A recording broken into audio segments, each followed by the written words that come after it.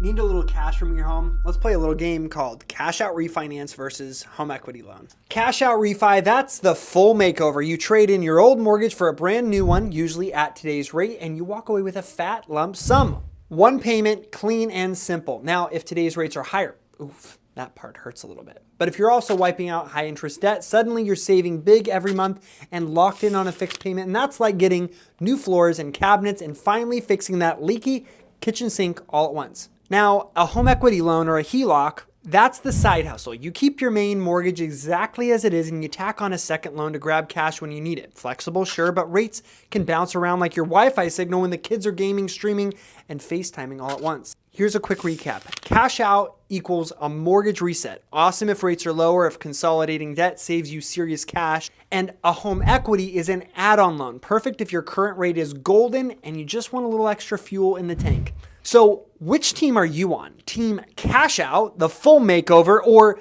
team home equity, the side hustle? Drop your vote below and hit follow for more ways to win at the mortgage game without getting played.